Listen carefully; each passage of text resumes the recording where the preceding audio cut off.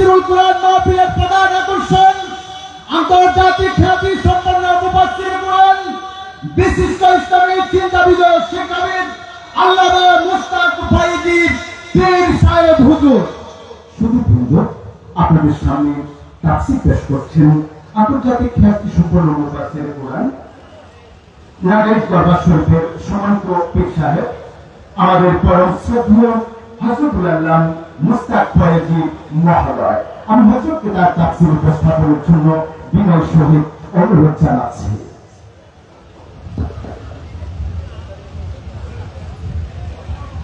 একটু ঘুরে যান, পেছনে দিয়ে দেন, একটু ঘুরো।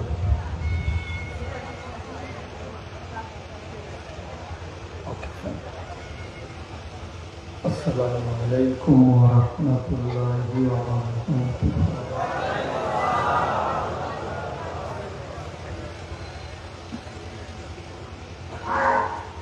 আলহামদুলিল্লাহ নাহমাদুহু ওয়া নাস্তাঈনুহু ওয়া নাস্তাগফিরুহু ওয়া নাউযু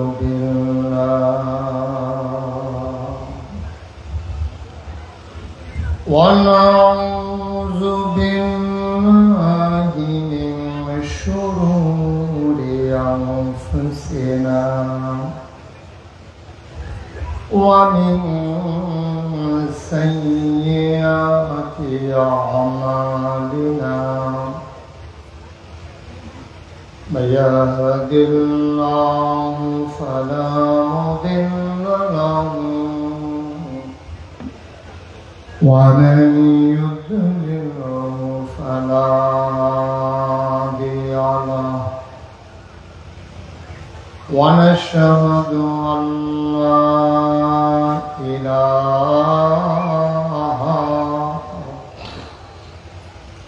إلا الله وحده لا شريك له ونشهد أن سيدنا وحبيبنا ومولانا محمدا عبده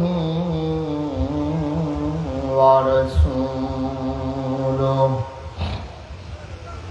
الذي أرسله بالحق بشيرا ونذيرا وداعيا إلى الله بإذنه وسراجا منيرا. قال الله تعالى في القرآن المجيد وفي فرقانه الحميد. সবাই পড়ো أعوذ بالله من الشيطان الرجيم. بسم الله الرحمن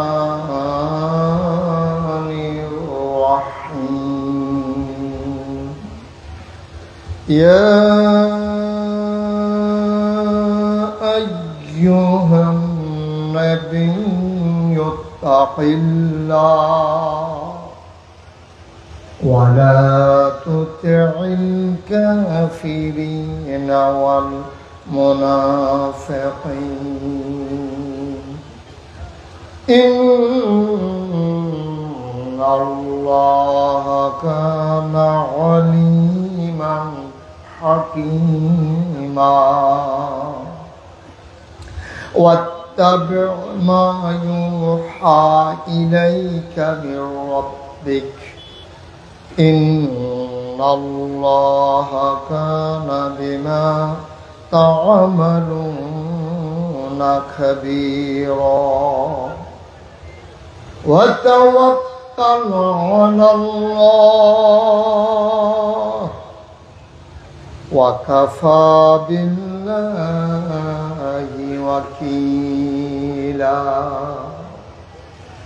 إن الله وملائكته يصلون على النبي يا أيها الذين آمنوا صلوا عليه وسلموا تسليما اللهم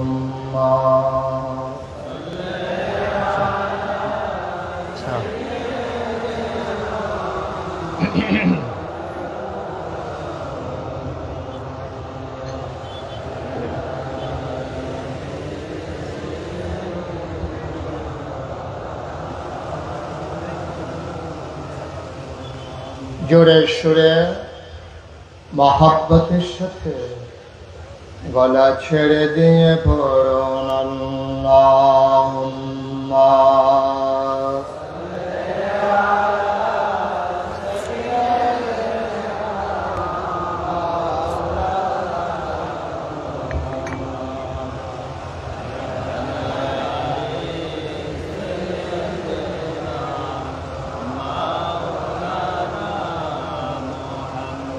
জীবন যদি যায় চলে যাক যদি যায় চলে যাক ইসলাম ছাড়া যাবে না ঈমান যদি ছাড়ো বন্ধু ইসলাম যদি ছাড়ো বন্ধু আল্লাহর জান্নাত পাবে না আল্লাহুম্মা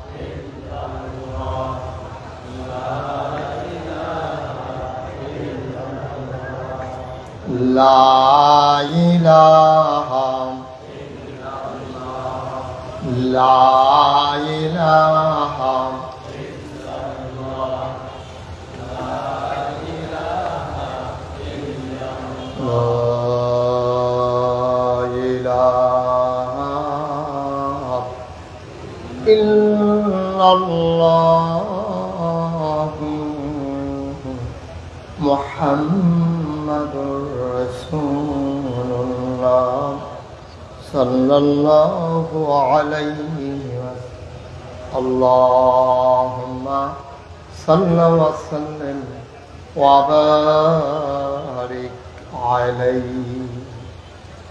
সবাই পড়ি আলহামদুলিল্লাহ। আলহামদুলিল্লাহ জোরে আলহামদুলিল্লাহ। আর জোর নাই। আল্লাহ তাবারক ওয়া তাআলার দরবারে আমরা লাখ কোটি শুকরিয়া জ্ঞাপন করছি, যিনি আমাদেরকে ঐতিহ্যবাহী ঐতিহ্যধন্য খাগড়াছড়ি জেলাধীন মানিকছড়ি উপজেলার যোগ্যছলা ইউনিয়ন পরিষদ সংলগ্ন ময়দানে যোগ্যছলা আল আমিন ফাউন্ডেশনের উদ্যোগে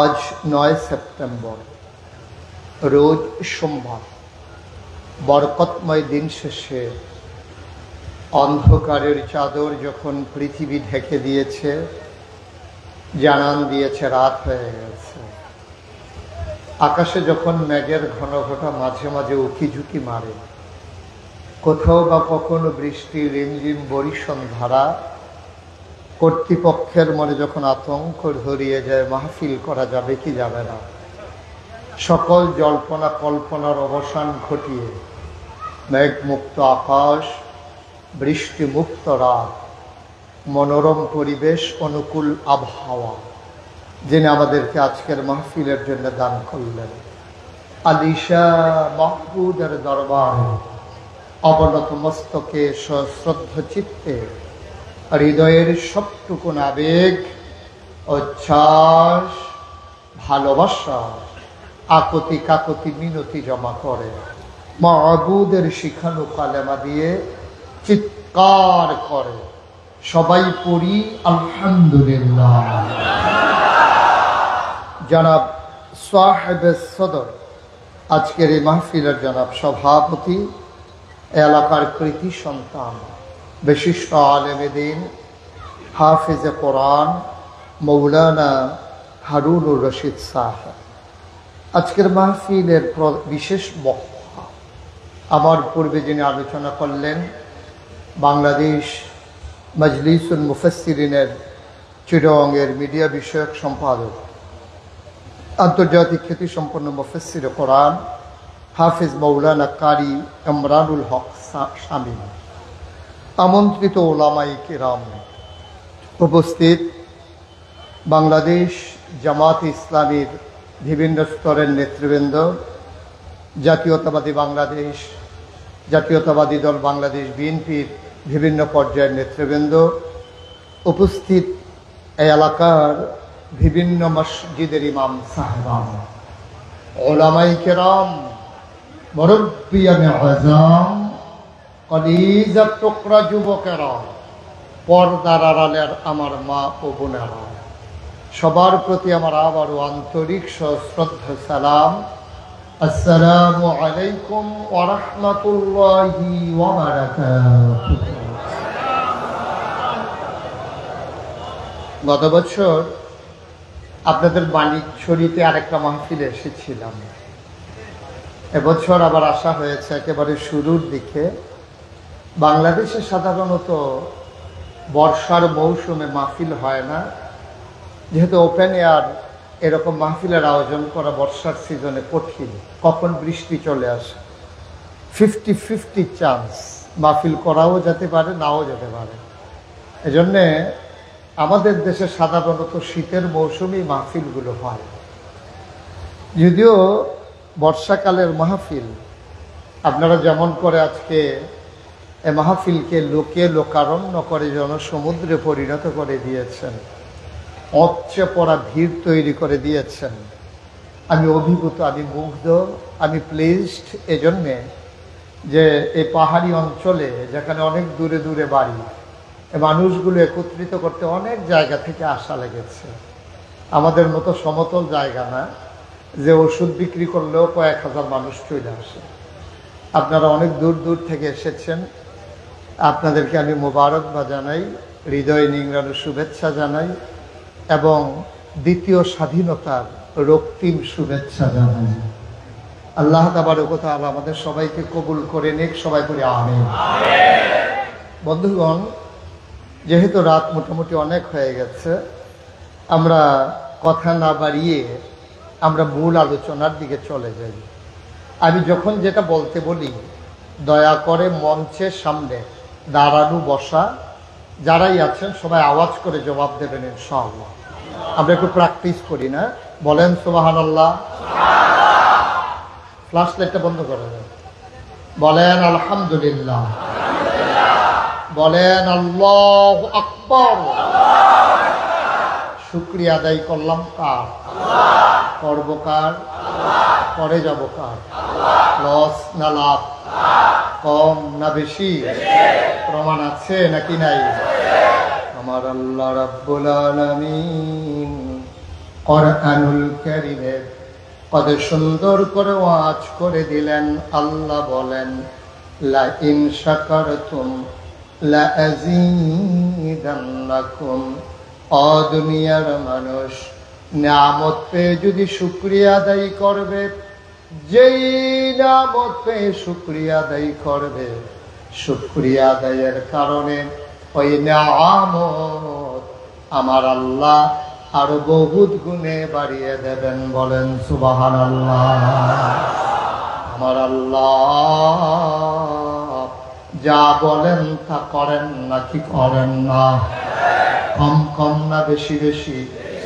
প্রমাণ আছে নাকি নাই?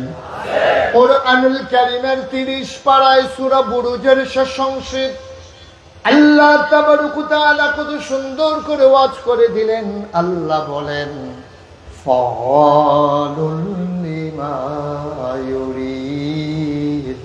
আমার আল্লাহ এমন আল্লাহ, তার যা মন চায় ওই কাজটাকে আমার আল্লাহ বেশি বেশি করে দেন। বলেন সুবহানাল্লাহ। আল্লাহ দুনিয়ার মানুষের মতো না।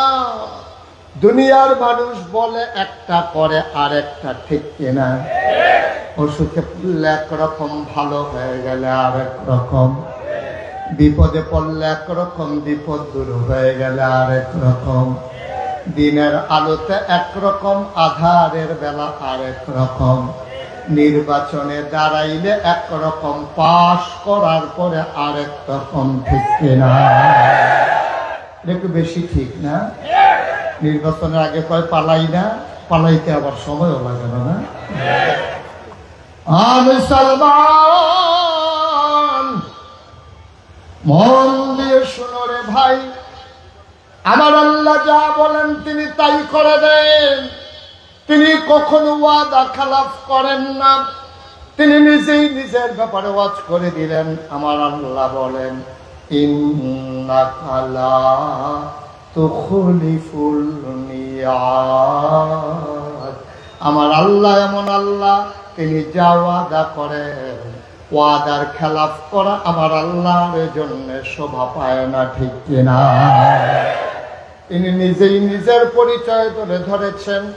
দুনিয়ার মানুষগুলো নবীজির কাছে যখন জানতে চাইলেন, ও মুহাম্মদ, সবাই পড়েন সাল্লাল্লাহু। নবীর নাম শুনলে কি পড়তে হয়? 2-1 বার না 12 বার? 1 দিন না প্রতিদিন? 2-1 সপ্তাহ না প্রতি সপ্তাহ? 2-1 মাস না 12 মাস? 2-1 বছর না সারা জীবন? আমরা পড়ব সাল্লাল্লাহু আলাইহি ওয়াসাল্লাম। যেহেতু রবিউল আউয়াল মাস চলে আসছে, নবীজির নাম বারবার আসবে। আর বারবার আমরা কি পড়ব? জোরে বলবেন না? সাল্লাল্লাহু। কাফেররা জানতে চাইল, ও মুহাম্মদ, তুমি যা আল্লাহর কথা বলো, তোমার আল্লাহ দেখতে কেমন? তোমার আল্লাহ কি দিয়ে তৈরি? মাটির তৈরি নাকি স্বর্ণের তৈরি নাকি রূপার তৈরি? কোনো ধাতব পদার্থ দিয়ে তোমার আল্লাহকে বানানো হয়েছে নাকি? তোমার আল্লাহর আব্বাকে, তোমার আল্লাহর আম্মাকে, তোমার আব্বার আল্লাহর পরবর্তী প্রজন্মকে, বংশধরকে আমরা তো কিছুই জানি না। তোমার আল্লাহর বংশ কি? কার থেকে এসেছেন? কোথায় যাবেন? পরবর্তীতে কে আসবেন? আল্লাহর পরে আল্লাহর দায়িত্ব কে পালন করবেন? এভাবে যখন কাফের বেদিনেরা আর মুশরিকেরা নবীর কাছে আল্লাহর পরিচয় তুলে ধরতে, পরিচয় জানতে চাইলেন। আল্লাহ তাবারক ওয়া তাআলা জিবরাইল আলাইহিস সালামকে পাঠিয়ে আল্লাহর পরিচয় নবীর সামনে তুলে ধরলেন। আর নবীজি সেই পরিচয় গোটা মক্কার কাফের মানুষের সামনে তুলে ধরলেন। বলেন সুবহানাল্লাহ। কোরআনে ঢোকার আগে বারদুদ শয়তান থেকে ফেলে হয়েছে, যিনি রহমান যিনি রহিম, তার নামে চলো শুরু করি। সবাই পড়েন আউযু বিল্লাহি মিনাশ শাইতানির রাজীম। বিসমিল্লাহির রাহমানির রাহিম। قل هو الله أحد الله الصمد لم يلد ولم يولد ولم يكن له كفوا أحد। কাফেররা জানতে চাইল তোমার আল্লাহকে, কি তার পরিচয়? আল্লাহর নবী আল্লাহর পাওয়া কালাম দিয়ে ঘোষণা করে দিলেন আল্লাহু আহাদ, তিনি এক, তিনি দ্বিতীয়। আল্লাহুস সামাদ, তিনি অমুখাপেক্ষী, তিনি কারো মুখাপেক্ষী না।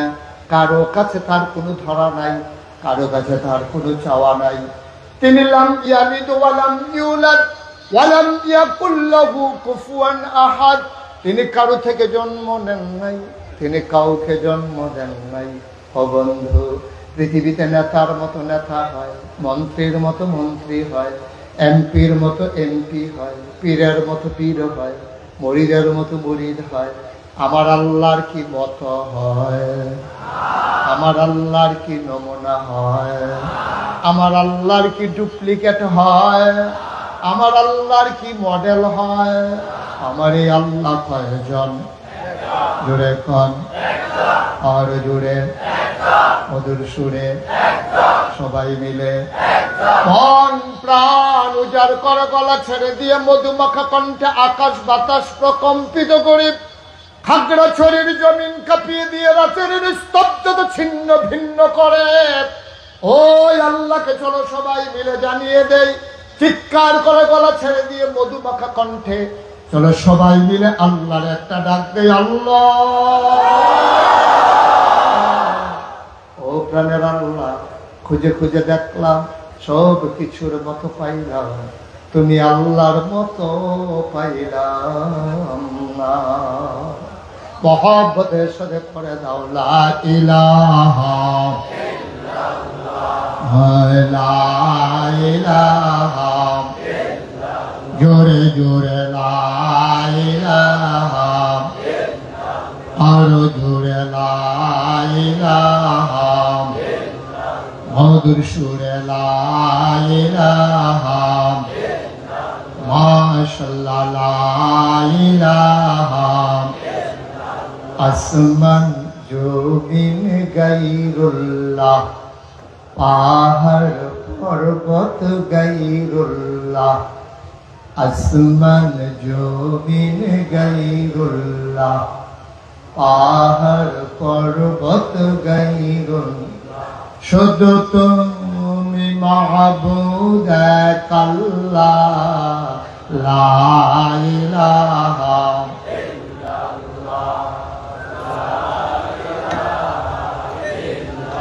জোরে জোরে লা ইলাহা, আরো জোরে লা ইলাহা, মধুর সুরে লা ইলাহা, মাশাআল্লাহ লা ইলাহা।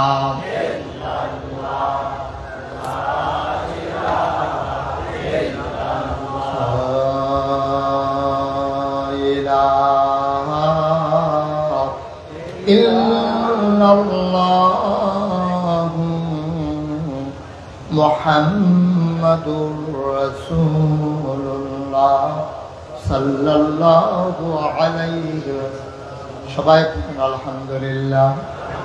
বন্ধুরা আমার, ভাইরা আমার, আমার আল্লাহ রাব্বুল আলামিন মানুষ করে বানানোর পরে আমাদেরকে এমনি এমনি ছেড়ে দেন নাই। কোন পথে গেলে জান্নাত আর কোন পথে গেলে জাহান্নাম, কোন পথে গেলে লাভ আর কোন পথে গেলে লোকসান, কোন পথে ভালো কোন পথে মন্দ, কোন পথে কল্যাণ কোন পথে অকল্যাণ, কোন পথে শিরক বিদআত কোন পথে তাওহীদ রিসালাত, কোন পথে কুফর আর কোন পথে ইসলাম জানানোর জন্য যুগে যুগে মানুষদের মাঝ থেকে যাচাই করে বাছাই করে করুণা করে দয়া করে মায়া করে একদল উত্তম চরিত্রের মানুষ, যাদের জীবনে গুনাহ নাই, গুনাহ হওয়ার সম্ভাবনাও নাই, এমন একদল মানুষকে আমার আল্লাহ আমাদের জন্য নবী এবং রাসূল করে পাঠাইছে। বলো সুবহানাল্লাহ। আদম আলাইহিস সালাম থেকে শুরু করে আখিরি জামানার নবী পর্যন্ত অসংখ্য নবী আর রাসূল পাঠিয়েছেন। এক একজন নবীকে আল্লাহ একটা উপাধি দিয়েছেন।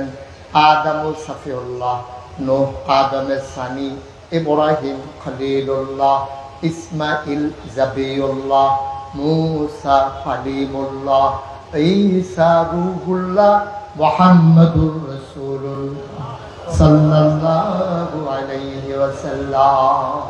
যত নবী এবং রাসূল এসেছেন সবাইকে একটা স্পেশাল কোয়ালিটি, অনন্য বৈশিষ্ট্য আল্লাহ দান করেছেন।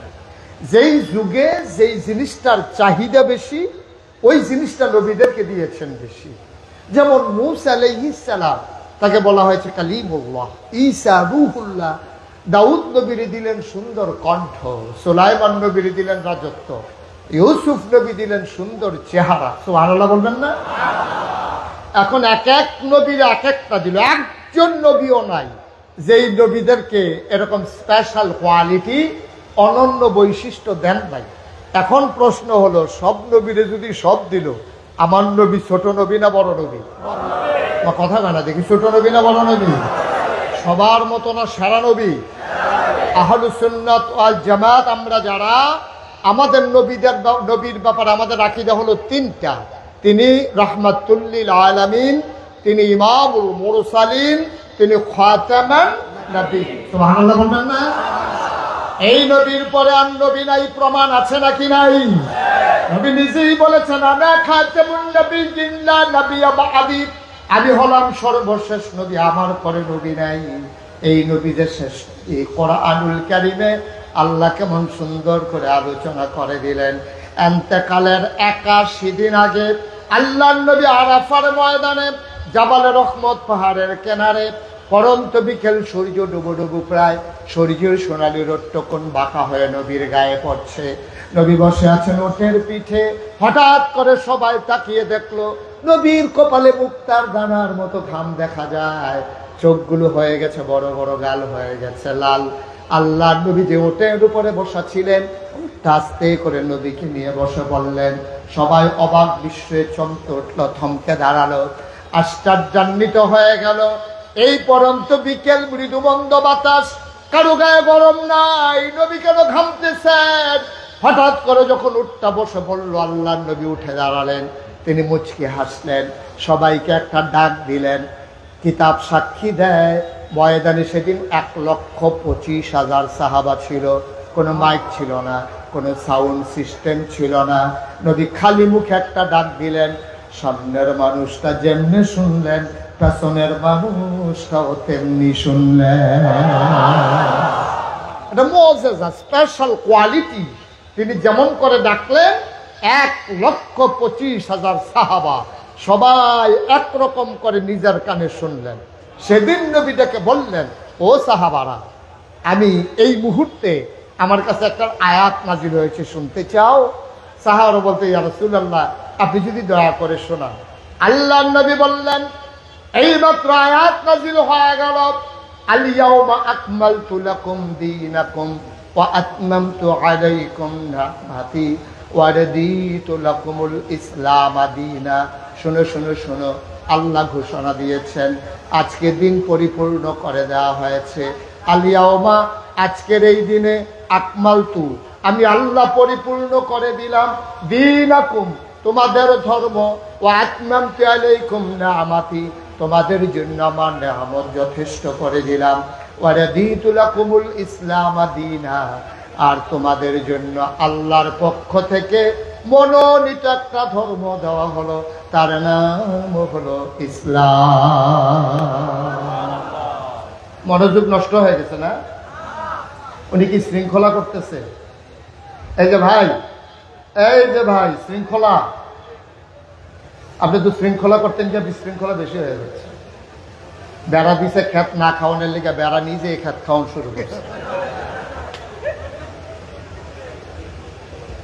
একটু সবর এখতিয়ার করে শুনতে হবে। প্রয়োজন ওই পাশের পর্দাটা উঠাই দেন, একটু বাতাস পাস করলে মনে হয় গরমটা একটু কম লাগবে। এখন গোমট গরম তো, এই লোক হয়ে গেছেন বেশি, জায়গা হয়ে গেছে কম।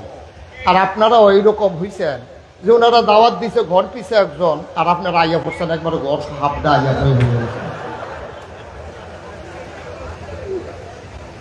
আমিন কর। এত মানুষ আমিন কইলে আওয়াজ হয় না? আমিন কর। উনি আগে কয় নাই, এখন কইছে। সব সময় কইয়া না? আমিন কর। জুড়ে, আরো জুড়ে। আল্লাহ কি বললেন? আলিয়াউমা, খুব খেয়াল, গভীর মনোযোগ। হ্যাঁ, আলিয়াউমা, আজকের এই দিনে, আকমালতু, আমি পরিপূর্ণ করে দিলাম, দীনাকুম, তোমাদের ধর্ম। সুবহানাল্লাহ বলবেন না? তাহলে আমাদের ধর্মের নাম কি? সবাই বলেন ধর্মের নাম কি? এই যে আমি আয়াতটা এখন তেলাওয়াত করলাম, বানাইয়া বলছি না, কোরআন শরীফে আছে। এটা কি আজকে আছে না ১৫০০ বছর আগে আছে? তাহলে ১৫০০ বছর আগে আল্লাহ বলছেন আলিয়াউমা আকমালতু লাকুম দীনাকুম, আমি দিনকে পরিপূর্ণ করে দিলাম তোমাদের জন্য, মানে আমাদের জন্য। তাইলে দিন কি অপূর্ণ না পরিপূর্ণ? সবাই বলতে হবে, দিন কি অপূর্ণ না পরিপূর্ণ? আজকে না ১৫০০ বছর আগে। এখন পরিপূর্ণ কারে কয়? বাংলাদেশের মানুষ বুঝে নাই। সবাই যদিও বুঝে থাকে, বাংলাদেশের মানুষ বুঝে নাই পরিপূর্ণ কারে কয়। আমি এখন বুঝাইয়া বলতেছি। এই যে পানির বোতলটা আপনারা দেখছেন, এটা কি পুরা আছে না কম আছে? কম আছে। এটা ওই পুরাটা উনি দিতে আছে। হ্যাঁ, ওই যে পুরাটাও কামে লাগতে পারে। হ্যাঁ ঠিক আছে, দরকার আছে। তাহলে এটা কি পুরা আছে না কম আছে?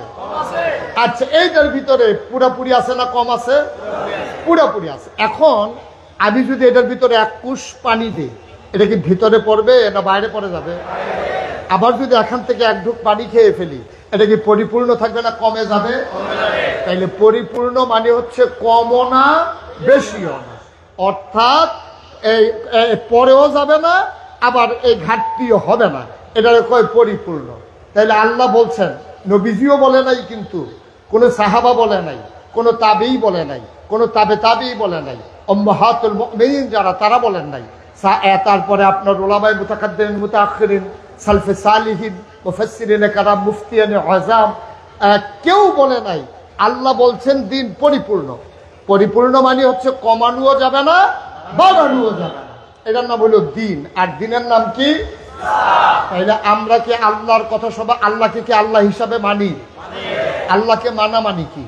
আল্লাহ যা করতে বলেছেন তা করা, আর যা নিষেধ করেছেন তা না করা, এটাই হচ্ছে আল্লাহকে মানা। ঠিক কিনা বলেন? এখন আমি যদি, আমরা সবাই মিলে এখানে বললাম লা ইলাহা ইল্লাল্লাহ, লা ইলাহা ইল্লাল্লাহ, লা ইলাহা ইল্লাল্লাহ, আল্লাহ ছাড়া কোনো ইলাহ নাই, অর্থাৎ আল্লাহ ছাড়া কোনো ইলাহ, এটা আরবি শব্দ, আপনারা বুঝেন নাই। ইলাহ শব্দের অনেক ব্যাখ্যা।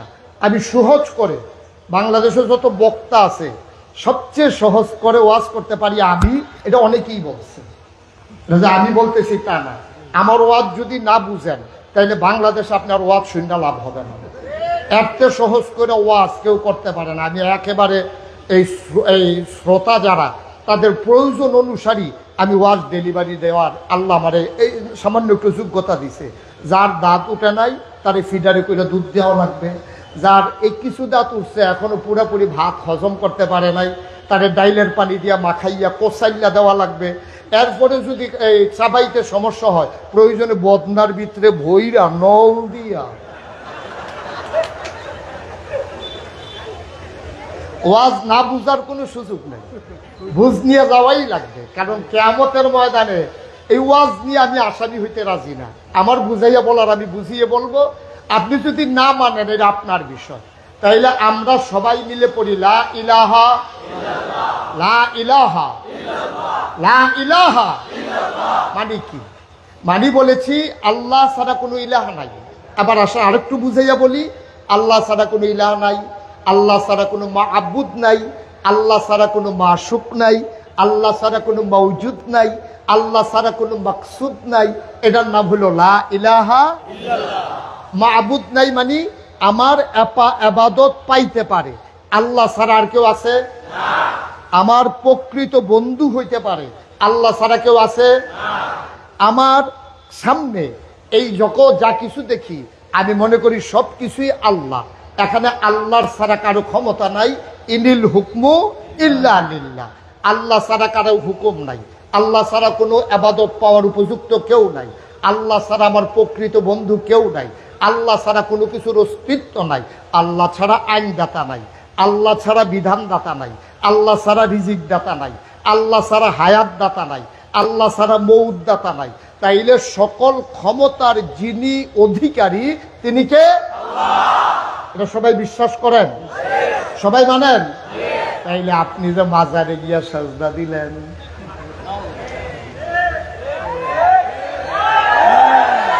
আপনি তো এইমাত্র বলছেন আল্লাহ ছাড়া সাজদা পাওয়ার উপযুক্ত কেউ নাই। এখন এই বাংলাদেশে আল্লাহ ছাড়া এই গাছের সামনে, মাছের সামনে, পীরের সামনে, মাজারের সামনে সাজদা দেয় নাকি দেয় না?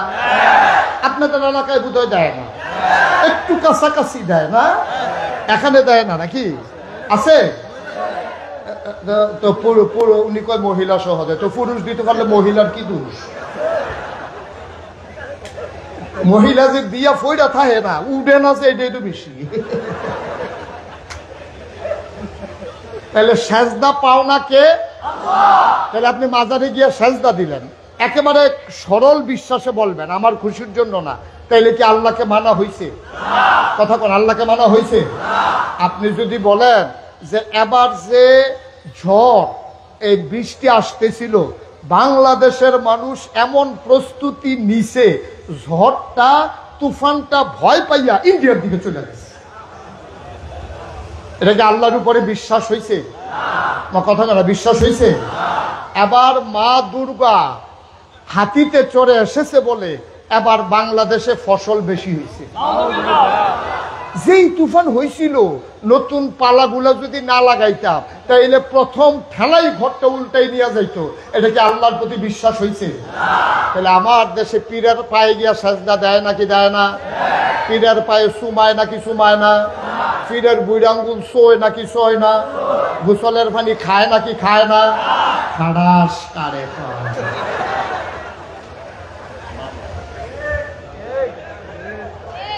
তাইলে কি আল্লাহ মানা হয়েছে? তাইলে কি আল্লাহ মানা হয়েছে?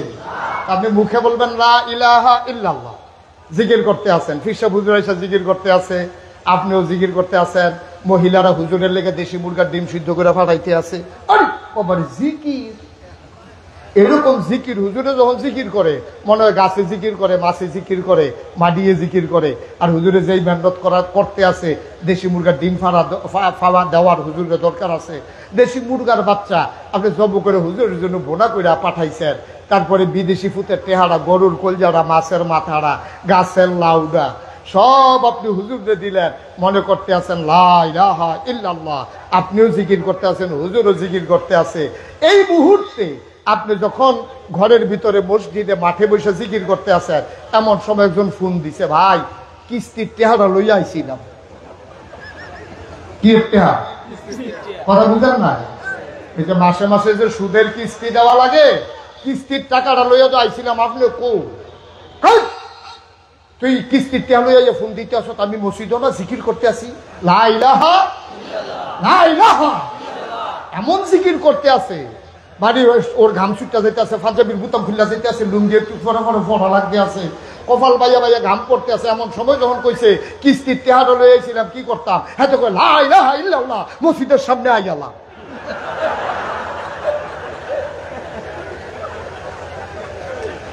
আল্লাহ মানা হইছে? আপনি মুখে বললেন কি, করলেন কি? আপনি মুখে বললেন কি, আর কাজটা করলেন কি? আপনি মুখে বললেন আল্লাহ ছাড়া কোনো বিধানদাতা নাই, তাইলে আল্লাহ সুদ খাওয়া ফরজ করে দিছে কি? ফরজ না হারাম? তো যেই সুদ খাওয়া হারাম, আপনি জিকিরও করতে আছেন, টুপি মাথার দিয়া, দাড়ি রাখিয়া, ফিরসা বুজুরের ফাগড়ি দইরা জিকির করতে করতে ঘাইমা গেছেন, মাঝে মাঝে লাভ দিয়া তীরের লোকে লেগে যেতেন স্যার, তাইলে সব ঠিক আছে, আবার সুদের টাকাও, তাইলে কি আপনার আল্লাহ মানা হয়েছে? আল্লাহ মানা হয় না। মুসলমান, এমন একটা আয়াত নাজিল হয়েছে, ইহুদিরা চিৎকার করে বলতে শুরু করলো, ও মুহাম্মদের উম্মত, ও আখিরি জামানার নবীর উম্মত, আমাদের মুসা নবীর, আমার মুসা নবীর উপরে এমন একটা আয়াত যদি নাজিল হইতো, এই আয়াতটার এত মর্যাদা, এত গুরুত্ব, এত সম্মান। ওনারে বলতেছে পানি নেন কার জন্য? বলতেছে যে নাগাইশের পিসা হুজুর যে আসছে আজকের মাহফিলে, উনি পানি চাইছে। তো ওনার ওয়াইফ ওনারে ধমক দিছে, আহা আপনার বুদ্ধি শুদ্ধি যে আর কবে হবে? আপনি হুজুরে পানি চাইছে বলে পানি দিবেন? কই কুমিল্লা, কই ব্রাহ্মণপাড়া, কই নাগাইশ, সকালে নাকি রোয়ানা দিছে, এতক্ষণে এসে পড়ছে, পানি আসতে চাইছে বলে পানি দিবেন? ঘরের ভিতরে ট্যাং আছে, ট্যাং দেন। তো উনি দৌড়ে গিয়ে ট্যাং দিছে, চিনি দেন। এখন দিছে চিনি, ট্যাং আর চিনি দিয়া দিছে লাড়া। এখন এটা আপনাদের দেশে কি কয়? কথা কয় না দেখি কি কয়?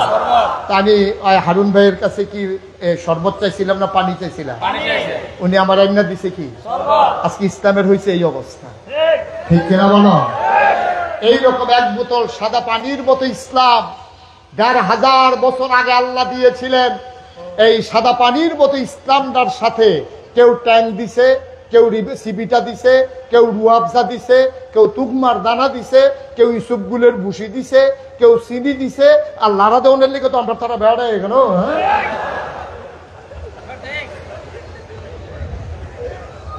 সবাই মিল্লা দিছে লাড়া। এখন কি ইসলাম ইসলাম আছে না শরবত হয়ে গেছে? অথচ আল্লাহ রাসূল আল্লাহ রাব্বুল আলামিন বলেছেন, আল ইয়াউমা আকমালতু লাকুম দীনাকুম, আমি দিনকে পরিপূর্ণ করে দিলাম। এখান থেকে এটার মতো একটু খাইয়া কমাই ফেলা যাবে না, আবার এইটার মতো এটার ভিতরে এক কুশ দিয়া ছেড়ে দেওয়া যাবে না। ১,৫০০ বছর আগে যে ইসলাম এসেছে, তোমার মন চাক আর না চাক, আমার মন মতো ইসলাম হবে না, ইসলামের মতো আমাকে হতে হবে, ঠিক কিনা বলো? মন চাইলে ইসলাম মানো, না মন চাইলে ঘোষণা দিয়ে বের হয়ে যাও। তোমার মতো মানুষ ইসলাম না মানলে ইসলামের প্রসবের ক্ষতিও হবে না। তোমার প্রয়োজনে তুমি ইসলাম মানবা, আল্লাহর প্রয়োজনে তোমার ইসলাম মানার দরকার নাই। আমরা সবাই মিলে আল্লাহ মানলেও আল্লাহ, আমরা সবাই মিলে না মানলেও আল্লাহ, ঠিক কিনা? মনে রাখবা, আল্লাহকে ডাকার মতো অনেক বান্দা আছে, কিন্তু তোমার জানা মতো তোমার আল্লাহ ছাড়া আর আল্লাহ নাই, ঠিক কিনা? তো আমরা না ডাকলেও আল্লাহকে ডাকতে পারে এমন বান্দা আছে নাকি নাই? ওটা পৃথিবীতে ৮০০ কোটি মানুষ, ২৫০ কোটি মুসলমান, এখানে সামান্য কয় হাজার মানুষ যদি আল্লাহকে না ডাকে, আল্লাহর কিচ্ছুই আসবে যাবে না, আল্লাহ আল্লাহই থাকবে, ঠিক কিনা বলেন? এখন আল্লাহর প্রয়োজনে আল্লাহ মানবো না আমাদের প্রয়োজনে আল্লাহ মানবো? আমাদের প্রয়োজনে আল্লাহ মানবো, কথা যেন মনে থাকে। তাইলে আল্লাহর মন মতো আমরা হব, আমাদের মন মতো দিন হবে না, ইসলাম হবে না, ঠিক আছে কথা? কিন্তু সবাই সবার মন মতো ইসলাম বানাইতে চায়। যুগে যুগে ওই আদম আলাইহিস সালাম থেকে শুরু করে যারাই তাদের মন মতো ইসলামকে বানাতে চেয়েছে, আর ক্ষমতার মসনদে বসে ওরা যখন ওই আল্লাহকে ভুলে গেছে, নবীকে ভুলে গেছে, আল্লাহর দেয়া বিধান ইসলামকে ভুলে গেছে, দেখা গেছে নিজেরাই খোদাই দাবি করে বসেছে। তারা চিৎকার করে জানিয়ে দিচ্ছে, আনা রাব্বুকুমুল আ'লা, আমি বড় খোদা। বর্তমান জমানায়ও কেউ যদি খোদাই দাবি নাও করে, তাদের কথায় তাদের আচরণে মনে হয় যেন আল্লাহ থেকে বিশ্বাস তাদের লোপ পেয়ে গেছে, ঠিক কিনা বলেন? সুতরাং আল্লাহ তাবারক ওয়া তাআলার যে ফয়সালা, এটা বড় কঠিন। আমাদের দেশের অনেক মানুষ আমাদেরকে আগে জিজ্ঞেস করতে যে, হুজুর এত মানুষ কান্নাকাটি করতে আসছি, এত মানুষ চাইতে আছি, কত ইমাম কান্দে, কত মায়েরা কান্দে সন্তান ঘুম হয়ে গেছে, কত ইমাম কান্দে তার ইমামতি চলে গেছে, কত ইমাম রুমের ভিতরে গিয়ে ঘুমড়ে ঘুমড়ে কান্দে, কোরআনের কথাগুলো বলতে পারে না মেম্বারে, কত আলেম ওলামা মঞ্চ থেকে নেমে কাঁদে যে কোরআনের কথাগুলো বলা হয়ে ওঠে না, দোয়া তো কবুল হয় না। আমি বলি আমার আল্লাহর ফায়সালাটাই এমন, আমরা যেমন হঠাৎ করে ধরে ফেলতে চাই, আল্লাহর ফায়সালা এমন না। আল্লাহর ফায়সালা ধরে ধরে ধরে না, ধরলে আল্লাহ, এটাই আল্লাহর ফায়সালা। মুসলমান মন দিয়ে শোনো, আল্লাহ বলে দিলেন আল-ইয়াওমা আকমালতু লাকুম দীনাকুম ওয়া আতমামতু আলাইকুম নি'মাতি, তোমাদের জন্য নিয়ামত যথেষ্ট করে দিলাম, করে দিতু লাকুমুল ইসলাম দীনা, আর তোমাদের জন্য আল্লাহর পক্ষ থেকে মনোনীত ধর্ম দেওয়া হলো, তার নাম হলো ইসলাম। তাহলে আমাদের রবকে জোরে বলতে হবে, রবকে। আমাদের দিন কি? আমাদের নবী মুহাম্মদুর রাসূলুল্লাহ সাল্লাল্লাহু আলাইহি ওয়াসাল্লাম। সবাই পড়ি আমিন। বন্ধুগণ, যুগে যুগে নবী এসেছেন, এক একজন নবীকে এক একটা স্পেশাল কোয়ালিটি, অনন্য বৈশিষ্ট্য নিয়ামত দান করেছেন। এখন প্রশ্ন হলো, আমার নবীকে আল্লাহ কি দিলেন? আমি শুরুতেই বলেছিলাম আমার নবীকে আল্লাহ তিনটা নিয়ামত দিয়েছেন। তিনি রাহমাতুল লিল আলামিন, তিনি খাতামান নবিয়্যিন, তিনি ইমামুল মুরসালিন। ঠিক কিনা? তিনি যে রাহমাতুল লিল আলামিন, এই ব্যাপারে প্রমাণ আছে নাকি নাই? আমার কথা কেন আছে নাকি নাই? আল্লাহ তাবারক ওয়া তাআলা জানিয়ে দিলেন, বান্দারে, ও বান্দা, 5 ওয়াক্ত নামাজের শুরুতে তুমি যখন সূরা ফাতিহা তেলাওয়াত করো, শুরু করো এমন ভাবে আলহামদুলিল্লাহি রাব্বিল আলামিন, সমস্ত প্রশংসা কেবলমাত্র শুধুমাত্র একমাত্র যিনি ওই আল্লাহর জন্য, যিনি রব্বুল আলামিন, সমস্ত জগৎ সমূহের জন্য রব। ঠিক কিনা? সমস্ত জায়গার জন্য আল্লাহ হইলেন রব। এখন আমরা জানতে চাই, মাওলা ও রব্বে কারীম, বুঝে নিলাম আপনি হইলেন আমাদের রব, একটু বলে দেন দেখি আমার নবী কি? আল্লাহ রাব্বুল আলামিন দেয়া কয়, বান্দারে শোনো শোনো শোনো, যত জায়গায় আমি রব, খেয়াল করে শুনেন, যত জায়গায় আমি রব, তত জায়গায় আমার নবীজি রহমত। ওয়ামা আরসালনাকা ইল্লা রাহমাতাল লিল আলামিন। আর মজা করে পড়া যায় না? এই আয়াতটার ভিতরে এমন মজা, পড়লেই যেন কলিজাটা দিয়া একেবারে নড়াচড়া দিয়া, চোখ দিয়া টপ টপ করে পানি চলে আসে। আবার মজা করে আমরা পড়ি, হ্যাঁ, ওয়ামা আরসালনাকা ইল্লা রাহমাতাল লিল আলামিন। আমার নবী রহমত। এই মাস হচ্ছে রবিউল আউয়াল মাস। এই মাসে আমার নবী তাশরীফ এনেছেন। আমার নবী যে রহমত, এটার প্রমাণ আছে নাকি নাই? কথা পায় না, আছে নাকি নাই? আল্লাহ রাব্বুল আলামিন বলে দিলেন তিনি হলেন রহমত। তিনি যে রহমত, কোরআনুল কারীমে আল্লাহ আরো সুন্দর করে অন্য জায়গায় ওয়াজ করে দিলেন। আল্লাহ বলেন, ফাবিমা রাহমাতিন মিনাল্লাহ, ফাবিমা রাহমাতিন মিনাল্লাহ, ফাবিমা রাহমাতিন মিনাল্লাহি লিনতা লাহুম ওয়ালাউ কুনতা ফাযযান গালিযাল কলব لانفضوا من حولك فاعف عنهم واستغفر لهم وشاورهم في الأمر فإذا عزمت فتوكل على الله إن الله يحب المتوكلين. জোরে বলবেন না সুবহানাল্লাহ? মাইক কি ছেড়ে দেওয়া দরকার? এই যে মাঝে মাঝে লোক উঠে, আপনার কিছু কন্যা তো দেখি, হ্যাঁ, একটু চুপ করে বসাইয়া, একটু চুপ করে সবাইকে বসাই দিয়ে আমিন কন জোরে। যে উঠতে চায় তারে বুঝাইয়া বসাইয়া, যদি না বুঝে অন্যতম কইরা আমিন কর। তাহলে আল্লাহ তাবারক ওয়া তাআলা কি বললেন, কিছু মজার কথা খুব খেয়াল করে শুনি। রবিউল আউয়াল মাস তো, একটু নবীর কথা শুনি আর নবীজির জীবনের সাথে নিজেদের জীবনকে মিলিয়ে নেই, দেখি আমরা কত দূরে আছি নবীর আদর্শ থেকে। জানার দরকার আছে নাকি নাই? উদ্দেশ্য হলো নবীর কথা শুনবো, নিজের জীবন মিলাবো, যেখানে গ্যাপ দেখবো ফিল আপ করে নেবো ইনশাআল্লাহ। আল্লাহ যেন কবুল করে, সবাই করে আমিন।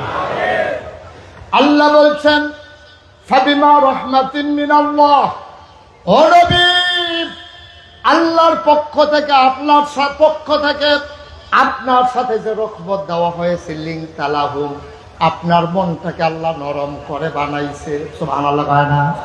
আমার নবীর মনটা গরম না নরম? কথা কয় না গরম না নরম? আমার নবীকে আল্লাহ কয় ওয়ালাউ কুনতা ফাজ্জান গালিজাল কালব, আপনার মনটা যদি শক্ত হইতো লানফাদ্দু মিন হাওলিক, আপনি দেখতেন আপনার জানবাজ কর্মীরা আপনাকে ফেলে চলে যেত। সুতরাং আপনার দায়িত্ব হলো তিনটা, ফাআফু আনহুম, আপনি মাফ করে দেবেন, ইস্তাগফির লাহুম, আপনি তাদের পক্ষ হয়ে মাফ চাইবেন, ওয়াশাবিরহুম ফিল আমর, এবং যে কোনো কাজের ক্ষেত্রে আপনার অধীনস্থ যারা তাদের সাথে নিয়ে পরামর্শ করবেন। আফসোস হচ্ছে নবী কয় আপনি আল্লাহ কয় আপনি মাফ করে দেবেন, আপনি তাদের পক্ষ হয়ে মাফ চাইবেন। কিন্তু আমরা খেয়াল করে দেখলাম মাফ তো দূরের কথা, মিথ্যা বানোয়াট অভিযোগ দিয়া ইসলামী আন্দোলনকে দমানোর জন্য প্রথম সারির সবগুলা মানুষকে অন্যায়ভাবে ফাঁসির কাস্তে ঝোলানো হলো, ঠিক কিনা? অপরাধ করলে মাপের প্রশ্ন, আর যদি অপরাধ না করে মাপের কিছু নাই, চাওয়ারও কিছু নাই, মাফ করারও কিছু নাই। স্বাধীনতার ৫০ বছর পরে ৯৯ জন লোক মুসলমানের দেশে আমরা দেখলাম চোর সন্ত্রাস বাটপার ওই পাঞ্জাবির বুতাম খুলে, শার্টের বুতাম খুলে রাজপথে ঘুরে বেড়ায় পুলিশের সামনে, আর একদল নিরপরাধ মানুষ তাদেরকে অপরাধী বানাইয়া বাংলাদেশের আলেম সমাজকে, বাংলার জাল খালাগুলো তাদেরকে দিয়ে বন্ধ করা হয়েছে।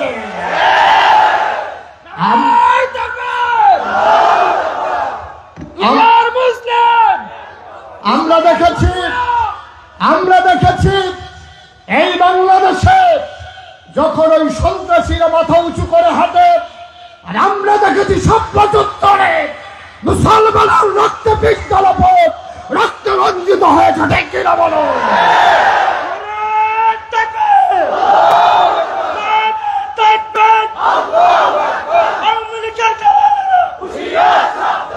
সবাই পড়ে না আমি কয় হুশিয়ার সাবধান, হুশিয়ারের ঠেলায় বাড়িয়ে যে কেটে আছে আর ওগুলো হুশিয়ার। এটা কথা কথা বুঝ করে কম লাগে না? আল্লাহ যেন মাফ করে, সবাই কোনা আমিন, জুড়ে কোনা আমিন। আল্লাহ কয় কি আর আমরা করি? কি কয় আল্লাহ আর আমরা কি করি? একটু হিসাব মিলাইয়েন, একটু হিসাব মিলাইয়েন। আল্লাহ নবীকে আল্লাহ মনটা নরম করে দিলেন। নবীজি ১,৫০০ বছর আগে সুন্দর একটা সমাজ বিনির্মাণ করলেন।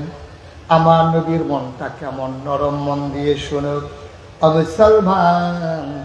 যুগে যুগে এইরকম নরম মনের মানুষগুলা যখনই দিনের পথে চলেছেন দেখেছেন, ওই শক্ত মনের মানুষগুলো কাফের বেদিনারা টিটকারি করেছে, মস্কারা দিয়েছে, আঘাত করেছে, শেষ পর্যন্ত জীবন পর্যন্ত কেড়ে নিয়েছে, ঠিক কিনা?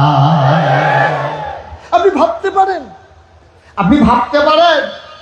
৭১ সালে এদেশটা স্বাধীন হলো, আমরা কত দুঃখী মানুষ। আপনি ভাবতে পারেন ১৭৫৭ সালের ২৩শে জুন পলাশীর আম্রকাননে নবাব সিরাজউদ্দৌলাকে পরাজিত করে ইংরেজ লাট বাহাদুরেরা যখন ক্ষমতার মসনদে এলো, ১৯৪৭ সালের ১৪ই আগস্ট এই ভারতীয় উপমহাদেশ থেকে ইংরেজরা বিদায় হলো। যাওয়ার পথে ওরা হিন্দুস্তান আর পাকিস্তান দুটো দেশ বানিয়ে দিয়ে গেল। পাকিস্তানকে পূর্ব পাকিস্তান, পশ্চিম পাকিস্তান দুই ভাগে ভাগ করে দেওয়া হলো। পশ্চিম পাকিস্তানের মানুষগুলো আমাদের ন্যায্য অধিকার দিল না, বঞ্চনার স্বীকারোক্তি দিয়ে এক মহান ঘোষণার মাধ্যমে 1971 সালের 26শে মার্চ ঘোষণা দেওয়া হলো। আর 1971 সালের 16ই ডিসেম্বর পৃথিবীর মানচিত্রে নতুন করে একটি দেশের নাম জায়গা করে নিল। দেশের নাম 1971 থেকে 2024, 53টা বছর গেল। ওই দিক দিয়ে 200 বছর ইংরেজের শাসন, 23 বছর পাকিস্তানির শাসন। এখন এই বাংলাদেশে এখন আর ইংরেজ নাই, এখন আর ব্রিটিশ নাই, ঠিক কিনা বলেন? এখন মন্ত্রীও আমাদের, আমরা তখন বলেছি ব্রিটিশরা সব নিয়ে গেল, পাকিস্তান থাকতে বলেছি পাকিস্তানিরা সব নিয়ে গেল। ঠিকই তো আছে, নিচে বলছি ঠিক আছে। এখন কি ব্রিটিশ আছে? কথা কয় না, দেখি ব্রিটিশ আছে, পাকিস্তান আছে। এখন মেম্বার কার? আমাদের। মেম্বার কার? চেয়ারম্যান, উপজেলা চেয়ারম্যান, মহিলা ভাইস চেয়ারম্যান, পুরুষ চেয়ারম্যান, এমপি, মন্ত্রী, উপদেষ্টা, রাষ্ট্রপতি সব আমাদের। এখন আর পাকিস্তানিও নাই, ইংরেজও নাই। এই জন্য আমি বলেছিলাম, আগে তো আরেকজনের দোষ দিছেন যে ওরা নিয়ে গেছে। এখন তো মেম্বারও আমরা, চেয়ারম্যানও আমরা, ভোটারও আমরা, ফির সাহেবও আমরা, মুরিদও আমরা, ইমামও আমরা, মুসল্লিও আমরা, কমিটিও আমরা, মসজিদও আমরা, এমপিও, মন্ত্রীও, প্রধানমন্ত্রী, উপদেষ্টা, রাষ্ট্রপতি সব আমরা। এতদিনে না ইংরেজরা দোষ দিচ্ছেন। এখন যদি আমি জিগাই এতদিন হেতারা করছে, এখন সবে তো আমরা, তাহলে এতদিন হেরা করছে। এখন আমার জানতে ইচ্ছা করে বাংলাদেশের সব হওয়ার পরে বাংলাদেশ এখন ব্রিজের ভিতরে রোডের বদলি বাস দেয় কারা?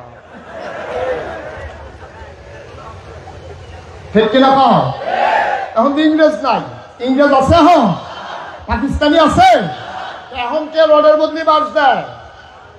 উদ্বোধনের আগে স্কুলের ছাদ ভাঙ্গা পড়ে, এটি কারাইনি তারা আজকে একেবারে বিদ্যুৎ শতভাগ করতে গিয়ে আজকে শুধু বিদ্যুৎ বিভাগ থেকে 50,000 কোটি টাকা যারা লোপাট করে দিল, ওরা কারা জানতে হবে, ঠিক কিনা বলেন? আমার কোনো চাওয়া পাওয়া নাই, আমার কোনো কিছু চাওয়ার নাই। আমি যা পাইছি আলহামদুলিল্লাহ। এই চাওয়া নাই এর ভিতরে 50,000 কোটি নাই, ঠিক কিনা কও? আমার তো মাঝে মাঝে এমন চিন্তা হয়, নাইয়ের ভিতরে 50,000 যদি থাকতো। কথা যে একটা মনে পড়ছে, এটা কি কইলে তা? আর আইনা নাই, কইলে বেড়ায় যখন খাইতে হয়েছে, আরেক বেড়ায় ভিতরাইয়া ঢুকছে।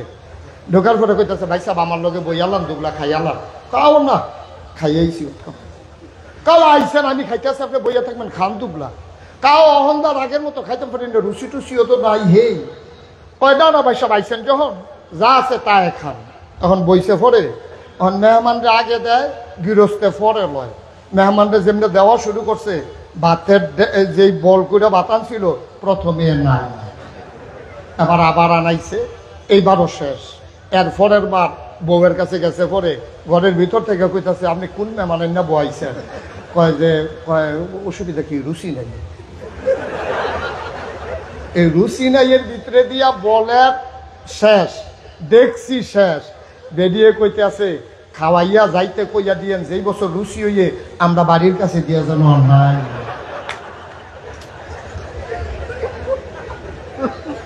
রুচি ছাড়াই ঘরের হবলে না খাইয়া রয়েছে। আর এবার রুচি থাকলে বোধহয় ড্যাগটা মোরসান দিয়া ভিতরে দিয়া রইল। আহারে মানুষ, আহারে মানুষ, নাউজুবিল্লাহ বলবো না? আমরা যা ধরে তাই করে। বেড়া 92% জন লোক মুসলমান। এই মুসলমানদের ভিতরে মানুষের এত অভাব হয়েছে যে নর্তকী নিয়ে সংসদে ঢুকাইতে হবে, ঠিক কিনা বলে? মুসলমানদের ভিতরে মানুষের এত অভাব। কয় যে হুজুর এত বড় বিপদ বাংলাদেশ, আমি বিপদের কি দেখছো? ঠেঁড়া ফইরা যে মরছো না, কপাল ভালা। বিপদের দেখছো কি? বিপদ মাত্র শুরু হাতার মতো। কত তো আরেকটা মনে পড়ছে, বইয়ে লইতা এই যে পরীক্ষার হলো গিয়া তে বইয়া বইয়া কাফে এমন কাফা ফ্লোর হইল ফাক্কা টুল হইল কাঠের ঠঠরি ঠঠরি আওয়াজ ইতিহাস ফের ফিরে আওয়াজ শুনে সে হেডমাস্টার স্যারে আইস সেটা কয় এখানে টুলে আওয়াজ করে গেলা কয় স্যার আওয়াজ না কাফা এ কাঁপতে আছে তে টুল যেটা বইছে এটা কাঁপতে আছে স্যারে যখন কইছে তুমি কাফো কেন তে কাফা থামানের লেগে সামনের বেঞ্চের মধ্যে হাত দিয়া বইছে তখন তলেরটাও কাফে ধরুন্যারও কাফে স্যার করে তুমি কি শুরু করছো তুমি না কাঁপতে আসছো কেন কই স্যার কাফি না আরে কি কাফো না তুমি কাঁপতে আসছো এই রুমে তো আওয়াজ শুনে আমি আইলাম কাফো নাকি কই স্যার কাফি না কা স্যার কাফো না মানে কই স্যার কাফো তো শুরু হয়েছে না হলো কয় কাফা শুরু হইব কোন সময় প্রশ্নটা তো দিলে না দেখবেন কাফা কারে কয়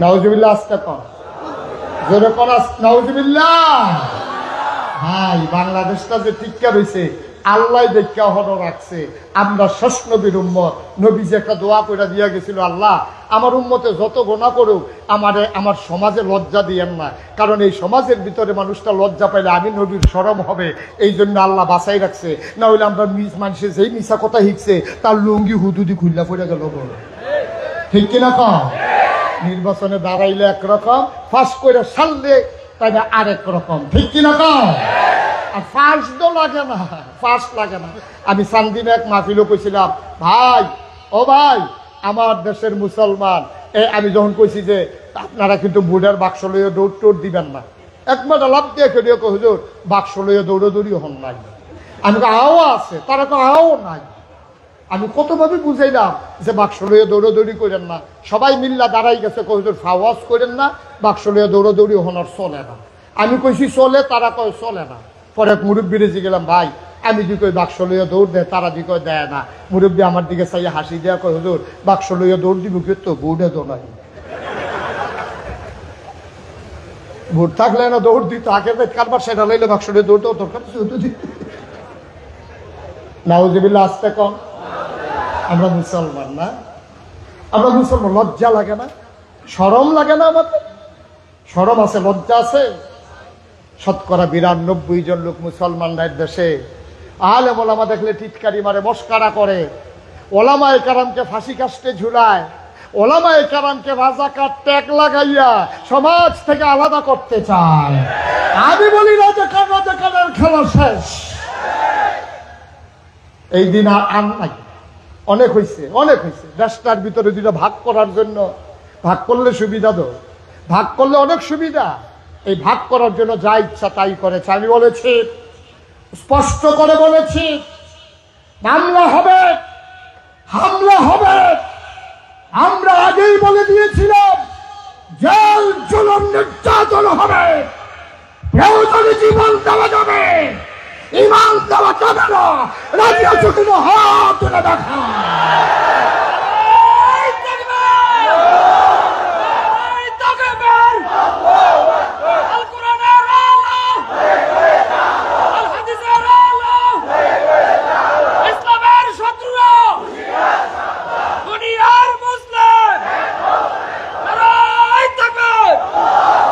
সবাই বলে আমিন কষ্ট হইতেছে না থেমে যাওয়া দরকার এই যে কথাটুকু শুরু করেছিলাম ওটা দিয়ে শেষ করে দেবো ইনশাআল্লাহ আল্লাহ রাব্বুল আলামিন কি বললেন ফাবিমা রাহমাতিন মিনাল্লাহ সুবহানাল্লাহ বলবেন না মুসলমান মন দিয়ে শোনো আল্লাহর নবীর মনটা বড় মায়া প্রমাণ আল্লাহ নবী যখন দুনিয়াতে তাশরীফ আনলেন ওই জমানায় মক্কার মানুষ গুরু সম্ভ্রান্ত বংশের মানুষ যারা ভুইয়া চৌধুরী সরকার খনকার পেশকার স্বর্ণকার দফাদার চকিদার বনু উমাইয়া কুরাইশ বনু তামিম বনু কেনান বনু হাইসাম বংশাবলী মানুষ যারা তারা কখনো তাদের মায়েরা নিজের বুকের দুধ বাচ্চাদেরকে খাওয়াইতেন না খুব খেয়াল করে শুনেন কি হইল এই যে ভাই এই দুইজনকে বসাই দেন বসেন হ্যাঁ বসবো বাইরে গিয়া ভিতরে বসবো আছে অনেকে আছে এরকম ওই গড় এই কাম করে এই রুমও কতক্ষণ হে রুমও কতক্ষণ রাইতে ঘুমায় ২-৩ রুম মিলাইয়া ওটার দরকার নেই, একটু খেয়াল করে শুনি। তো নবীজি যে বছর, খুব খেয়াল, আমরা শেষের দিকে চলে আসতেছি ইনশাআল্লাহ। নবীজি যেই বছর দুনিয়াতে আসলেন, ওই জমানায় মক্কার মানুষগুলো বুকের দুধ মায়েরা বাচ্চাদেরকে খাওয়াইতো না। এখন বাচ্চা খাবে কি? পার্শ্ববর্তী একটা শহর আছে তায়েফ, কিয়েভ, সবাই খেয়াল করে শুনে না কিয়েভ, তায়েফ থেকে একদল মহিলা আসতো মক্কায়। মক্কায় আইসা বাচ্চাগুলাকে নিয়ে যাইতো তায়েফে, দুধ পান করাইয়া টাকার বিনিময়ে দুধ খাওয়াই আবার আইনা ফেরত দিয়া যাইতো। 2 বছরে 5,000 10,000 এরকম চুক্তি হইতো। 2 বছর দুধ খাওয়াইয়া, অথবা 20 মাস দুধ খাওয়াইয়া, অথবা 30 মাস দুধ খাওয়াইয়া আইনা দিয়া যাইতো ওই মায়েদের কাছে। তো যে বছর নবী জন্মগ্রহণ করলেন, তায়েফ থেকে একদল মহিলা রওনা করছে মক্কায় আসবে। মক্কায় আসার সময় একদল মহিলা যখন রওনা করছে একসাথে, রাস্তায় আসার পরে একজন বলতে আছে, এই একজন তো নাই। কয় কে নাই? কয় আমার সাথেই ছিল। কার নাম কি? কয় হালিমা। সুবহানাল্লাহ বলবেন না? হালিমা তো নাই। তো সবাই মিলে দাঁড়াই রয়েছে, আরে একসাথে রওনা করলাম, দূরের রাস্তা, একসাথে যাব। মেয়েটা পেছনে পড়ে গেল, দেখি আমরা একটু অপেক্ষা করি। সবাই মিলে অপেক্ষা করতেছে, হালিমার আর খবর নাই। কিছুক্ষণ পরে সবাই বলতেছে সন্ধ্যা হয়ে যাইতেছে, আমরা আবার গিয়ে ফিরতে হবে না, চলো আমরা চলে যাই। হালিমা বুঝে যাবে না, তার উট বড় দুর্বল, সে হয়তো আমাদের পেছনে পড়ে গেছে, আর পারে না, না পারে, চলো আমরা চলে যাই। সবাই মিলে ঢুকলো মক্কায়। মক্কায় ঢুকে ধনী ধনী বাচ্চাগুলা, যেহেতু টাকার একটা ব্যাপার আছে, এখন যেই বাড়ির বাপ বিদেশ থাকে, আমেরিকা, ব্রিটেন, ফ্রান্স, জার্মানি, বড় ব্যবসা করে চিটগংয়ে, অথবা এমপি মন্ত্রী, এইরকম ধনী মানুষের বাচ্চাগুলা সব মহিলারা একজন করে নিচ্ছে। নিয়ে যখন ফেরত যাইতেছে, তারা তায়েফের দিকে রওনা করছে, রাস্তার মাঝে গিয়ে দেখে তারা যাইতেছে হালিমা, কথা বলে হালিমা, তারা ক্রস করছে রাস্তায়। তো রাস্তায় দেখা হয়েছে, পরে হালিমা দেখে সবার কুলের ভিতরে বাচ্চা। হালিমা বলতেছে, এই তোমরা কি সবাই বাচ্চা নিয়ে চলে আসছো? কত তোমার লেগে বইয়া থাকবো, অনেকক্ষণ আমরা বাকের ভিতরে খেয়ে দাঁড়াই আসলাম না, তুই আইস না, এই জন্য আমরা চলে গেছি, বাচ্চা লই আইয়া পড়ছি। তা হালিমায় কয়, আর বাচ্চা নাই? কহ একটা বাচ্চা আছে, তার বাপ নাই, এতিম। আমরা খবরও লইছি না, কারণ টাকা দিলে কোত্থেকে দেবে এতিম মানুষ, এই জন্য আমরা খবর টবর নেই নাই, তুমি গেলে যাইতে পারো। তা হালিমা বড় হিসাবী মহিলা ছিল। হালিমা বলতেছে স্বামীকে, যে স্বামী আমার এখন বাপ নাই, টাকা দিলে কয় টাকা দেবে? আমরা 2টা টাকার জন্যই তো আনবো, চলেন ফেরত চলে যাই, এই বছর বোধহয় আমাদের ভাগ্যে বাচ্চা নাই। হালিমার স্বামীর মনটা ছিল বড় নরম। তিনি হালিমাকে বুঝালেন, দেখো একটা বাচ্চা যেহেতু আছে, আর আমরা যাইতেছিও একজন, নিশ্চয়ই এটার ভিতরে কোনো কুদরত আছে মাওলার, চলো যাই, এটার ভিতরে বরকত থাকতে পারে। অনেক বুঝাইয়া শোনাইয়া হালিমা মক্কা শহরে ঢুকছে।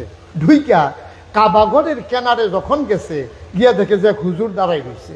তো হুজুরটা বলতেছে, ভাই এই আমি তো আসছিলাম, আমরা মক্কায়। কই কেন আসছিলেন? কই শুনলাম এই গ্রামে নাকি একটা বাচ্চা আছে, বাচ্চার বাপ নাই, বাচ্চার নাম মুহাম্মদ সাল্লাল্লাহু। এই বাচ্চাটার ঘর কোনটা? কো মুহাম্মদের জিজ্ঞেস করতেছেন। ওর আব্বার নাম তো মরহুম আব্দুল্লাহ, আমাদের আব্দুল্লাহ ভাই সাহেব, বড় ভালো মানুষ ছিল। তার মা মেনা, তার দাদা আব্দুল মুত্তালিব, কাবাঘরের মুতওয়াল্লি। ওই যে ঘরটা দেখা যায়, এটাই তো মুহাম্মদের ঘর। সুবহানাল্লাহ বলবেন না? হালিমাতুস সাদিয়া, ওনারা ছিলেন 3 জন, হালিমা, হালিমার স্বামী, আর হালিমা আর একটা দুধের বাচ্চা, নাম হইল আব্দুল্লাহ। তারা ওই ঘরের কিনারে গিয়ে দাঁড়ালেন।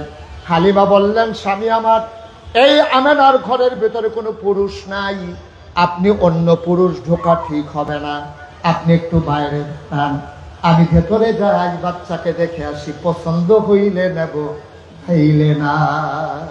সুবহানাল্লাহ বলুন। হালিমার স্বামী বললেন, ঠিক আছে, আমি আব্দুল্লাহকে নিয়ে দাঁড়াই। হালিমার নিজের বাচ্চা আব্দুল্লাহকে নিয়ে হালিমার স্বামী বাইরে উটের কিনারে দাঁড়িয়ে রইলেন। হালিমাতুস সাদিয়া দরজায় গিয়ে দাঁড়ালেন। আসসালামু আলাইকুম। ভেতর থেকে জবাব আসলো, ওয়ালাইকুম আসসালাম। কে বাইরে দাঁড়িয়ে সালাম দেয়? কয় আমার নাম হালিমা। কয় কোন হালিমা? কয় হালিমাতুস সাদিয়া। কয় চিনলাম না। কয় আমার বাড়ি তায়েফে। কয় কেন এসেছো? কয় বাচ্চা নিতে এসেছিলাম।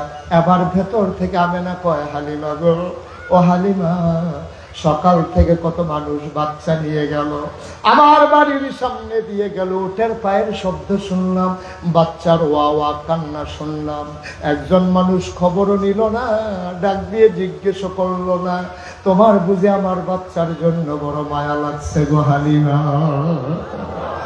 ও হালিমা, তোমার বুঝি বড় মায়া লাগছে গো হালিমা? আহলান সাহলান মারহাবা, মোস্ট ওয়েলকাম, আমার ঘরে তোমারে স্বাগতম। এবার হালিমা আস্তে করে ঘরের দরজায় ঢুকলেন। হালিমা ডাক দিয়া কয়, আমি ঘরের ভেতরে ঢুকি, দেখি মা আমেনা বিছানো আসন পেতে বসে আছে, আর কুলের ভিতরে একটা ছোট্ট শিশু ঘুমায়।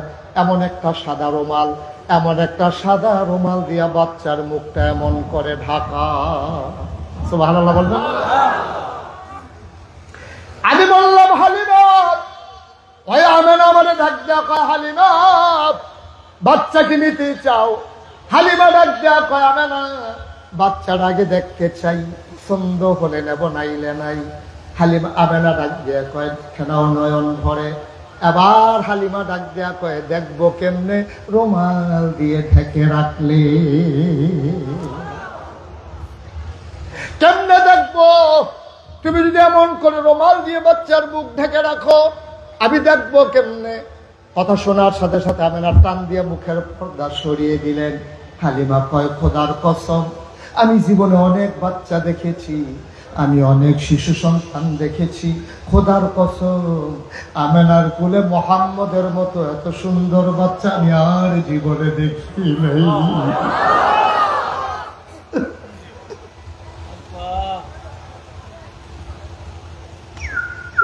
আমি কোনদিন আমার বাচ্চা দেখি না।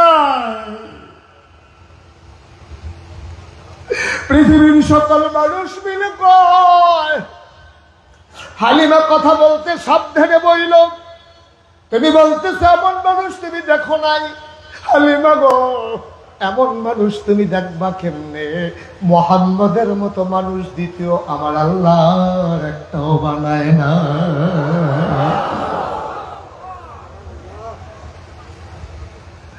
কেমনে দেখবা তুমি আমার বাচ্চা? এমন বাচ্চা তো দ্বিতীয় আর একটাও নাই। হালিমা কয়, আমি অপলক নয়নে বাচ্চাটার দিকে তাকিয়েছিলাম, বাচ্চারা চোখ বন্ধ করে ঘুমায়। আমি মনে মনে চিন্তা করতেছিলাম, আমি তো বাচ্চাটারে দেখি, বাচ্চাটা তো আমারে দেখে না। আমি কাউরে কিচ্ছু বলি নাই, আমি মনে মনে চিন্তা করতেছিলাম, বাচ্চারা তো আমারে দেখে না। হঠাৎ করে দেখলাম বাচ্চার চোখের পাতার এমনি টিপ টিপ করে নড়তে আছে। আমার মনে হইল চোখের পাতা তো নয়, ফুটন্ত গোলাপের দুইটা গোলাপি রঙের পাপড়ি যেন মৃদু মন্দ বাতাসে দোল খাইতেছে।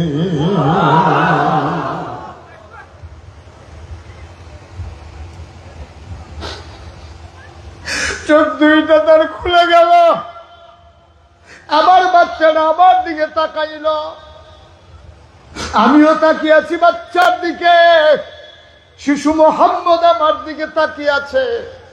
খোদার কসম আমি খেয়াল করে দেখলাম বাচ্চারা আমার দিকে তাকাইয়া ঠোঁটের কোনাটা বাঁকা কইরা হঠাৎ করে একটা মুচকি হাসি দিল।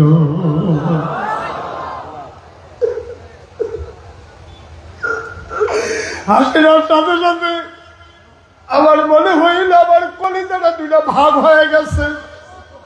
আমি দৌড় দিয়া ঘরের বাইরে গেলাম, আমি আমার স্বামীকে ডাক দিয়া বললাম, ও স্বামী আমার, তারা টাকা দে কান্না দে। আমেনা যদি একটা টাকাও দিতে না পারে গো স্বামী, খোদার কসম দিয়ে বলি এই বাচ্চা ফেলে আমি যাব না, বাচ্চা ফেলে গেলে আমি হালিমা বাঁচব না।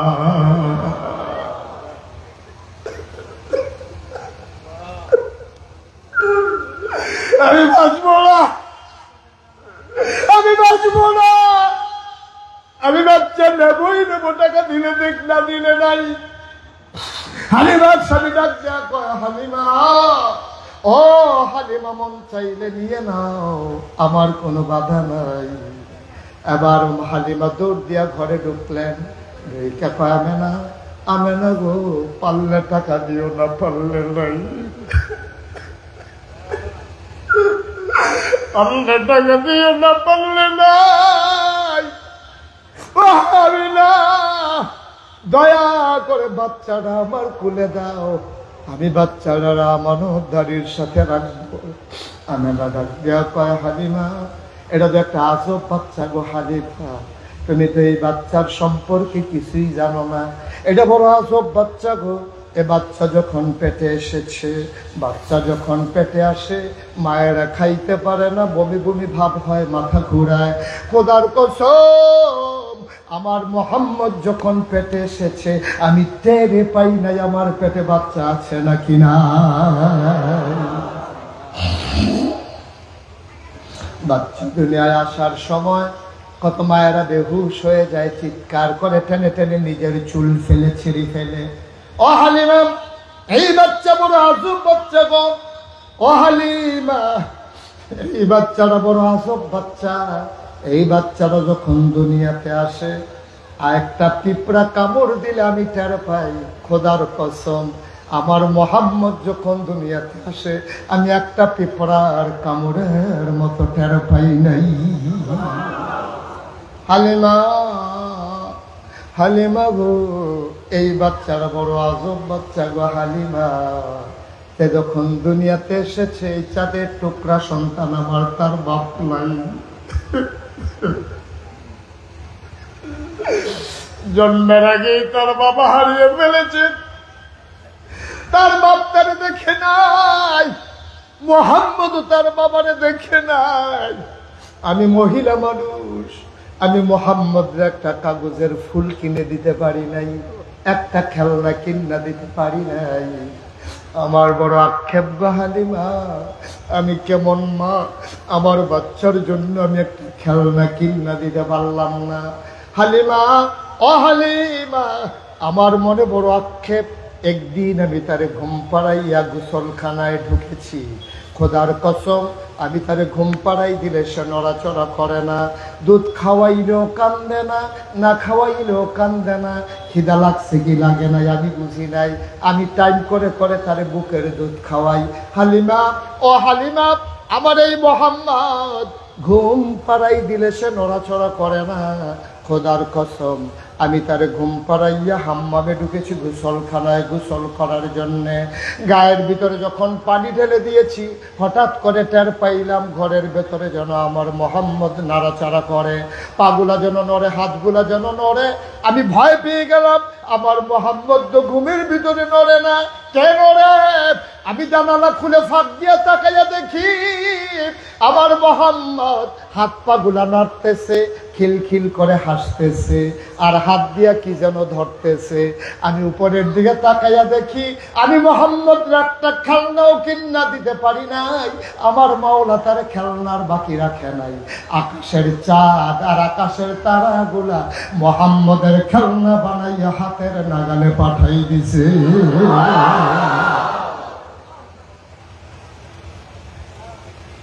ও খাগড়াছড়ির মুসলমান, ও মানিকছড়ির মুসলমান, পার্বত্য এলাকার মুসলমান, এই নবী তোমার আমার নবী, তুমি নবী কি চিনো নাই?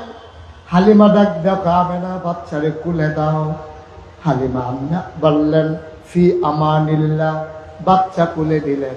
হালিমা কয়, খোদার কসম, আমার শরীরটা ছিল শুকনা, আমার বুকের ভিতরে দুধ ছিল না। আমার ছেলে আব্দুল্লাহ বারবার বুকের ভিতরে চুষণ মেরেছে, এক ফোঁটা দুধ আমি দিতে পারি নাই। খোদার কসম, বিসমিল্লাহ বলে মোহাম্মদ রে যেই মাত্র কুলে নিলাম, আমি টের পাইলাম আমি হালিমার শুকনা দুইটা বুক সাথে সাথে দুধে ভরপুর হয়ে গেছে। আমি দৌড়ে ঘরের বাইরে গেলাম, আমি বললাম শরীর তাড়াতাড়ি করো। আগে ছিল তারা 3 জন, নবীজি সহ হয়ে গেল 4 জন। এবার যখন উটের পিছনে চললেন, রাস্তার মাঝামাঝি দেখা হয়েছিল, ওরা যায়, হালিমা আসে। কিছু দূরে যাওয়ার পরে সামনের মানুষগুলো দেখে খটখট করে আওয়াজ হয়, পেছনে তাকায়া দেখে হালিমা তাদেরকে ধরে ফেলেছে, তারা সবাই মিলে চুপ মেরে দাঁড়িয়ে গেছে। ডাক দেখা হালিমা গো, মক্কায় গিয়া কি উট বদলাইছো? এই উটটা কি আগের উট না উট বদলানো উট? হালিমা কই উট তো আগেরটাই, কে আমারে বদলাইয়া উট দেবে? কই মিথ্যা কথা বইল না, যে উট নিয়ে যাওয়ার সময় তুমি পেছনে পড়ে গেলা, আর এই উট নিয়ে আসার সময় 4 জন মানুষ নিয়ে আগের থেকে একজন বাড়ছে, তারপরেও তুমি কেমনে আগাই যাও? অবশ্যই তুমি উট বদলাইছো। হালিমা কয় খোদার কসম আমি উট বদলাই নাই। কয় তাইলে উট এমনি দৌড়ায় কেন? কয় আমি তো জানি না। কয় কে জানে? কয় আমার স্বামী জানে না। কয় জানে কে? কয় আমার ছেলে আব্দুল্লাহ জানে না। কয় তাইলে জানে কে? হালিমায় চোখের পানি ছেড়ে দিয়ে কয় আমার মনে হয় জানে মক্কার শিশু মুহাম্মদ।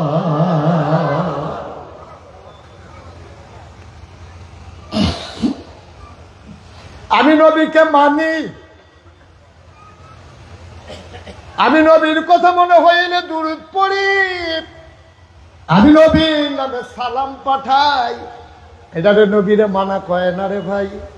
আল্লাহ বলে দিয়েছেন মানা কারে কয়? লাকাদ কানা লাকুম ফি রাসূলিল্লাহি উসওয়াতুন হাসানা। তোমাদের জন্য নবী হইলেন মডেল, তিনি হইলেন আদর্শ, তিনি হইলেন নমুনা, তিনি হলেন আইডল, তিনি হলেন আইকন। নবী যেমনে কথা বলেছে তুমি এমনে কথা বলবা। নবী যেমনে ওই সংখ্যালঘুর জান মালের নিরাপত্তা দিয়েছে তুমিও এমনে দেবা। নবীরে মানা হইল নবীর জীবনে নিজের জীবন মিলিয়ে ফেলা, ঠিক কিনা? তুমি বলবা যে আশিকে রাসূল 12ই রবিউল আউয়াল আসলে তুমি জশ্নে জুলুস বের করবা, তুমি মিছিলের পরে মিছিল দিয়ে রাজপথ তুমি একেবারে কাঁপিয়ে দেবা। মিছিল করতে করতে আসরের নামাজের সময় হয়ে গেলে জিলাপি নিয়ে তুমি ঘরে চলে যাবা, নামাজের খবর নাই। তুমি আশিকে রাসূল না, তুমি নবীর প্রতারক, ঠিক কিনা বলো? আশিকে রাসূল স্লোগানের নাম আশিকে রাসূল না। ইয়া নবী সালাম আলাইকে বলে চিৎকার করার নাম আশিকে রাসূল না। আশিকে রাসূল হলো ওইটাই নবী জানেছেন, তা তুমি পুঙ্খানুপুঙ্খরূপে নিজের জীবনে ধারণ করে তুমি নবীর রঙে রঙিন হবা, নবীর আদর্শে আদর্শবান হবা। এইটাই হলো প্রকৃত আশিকে রাসূল, ঠিক কিনা বলো?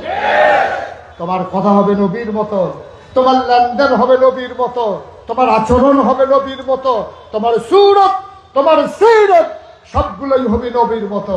তোমার দেখলেও মনে হবে ইসলামের নিদর্শন, তোমার সাথে কথা বললে কাজ করলে হবে মনে হবে এইটাই হচ্ছে প্রকৃত মুসলমানের নমুনা। মুখে বলবা একরকম আর কাজ করবার একরকম। উপজেলায় উপজেলায় সরকারি মসজিদ বানাইবা আর মসজিদের মুসল্লিদের অ্যারেস্ট করে জেলখানায় দিবা, এটা কোনো আদর্শ হতে পারে না, ঠিক কিনা বলো? আমার দেশে নতুন করে মসজিদ বানাইয়া হ্যাঁ ইসলামের ধারক বাহক হতে চায়।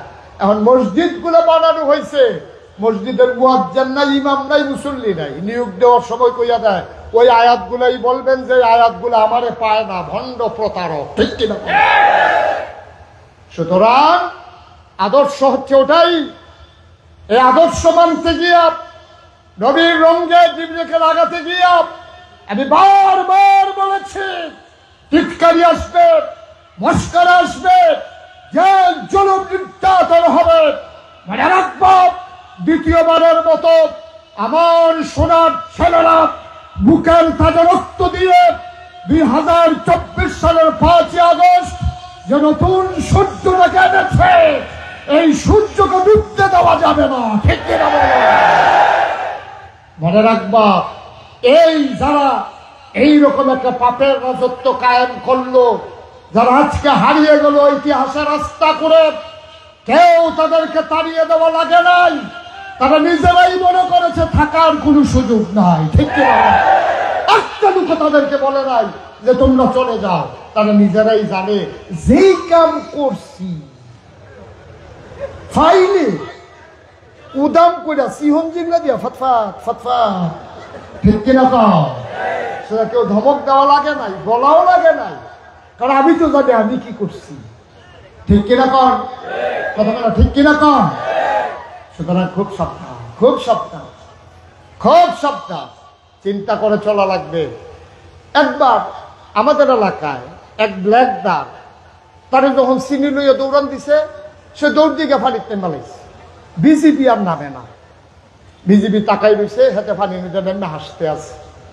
তো পুলিশ দেখলে সুর ভয় পাওয়ার কথা, হে হাসে কেন? জিজ্ঞাসা ভাই কারবার কি? যতই কর তে ফানিত নামতো না। আমি বললাম ফানিত নামতো না কিরে? তার পকেটের ভিতরে যখন ফানি ঢুকে যায় বোকা, তে আর উঠতে পারতো না, তার উবুত করে পানি হালাইয়া খেলা করার লাগতো। তোমার পকেটের ভিতরে পানি ঢুকলে তুমি উঠতে আইতে পারো না। তোমার পাপ এত বেশি পুক্ত হয়ে গেছে, তোমার উপর থেকে পুলিশের পাহারা চলে গেলে তুমি সমাজে থাকতে পারো না। ঠিক কিনা? কেউ তো তোমাকে বাধ্য করে দেয়।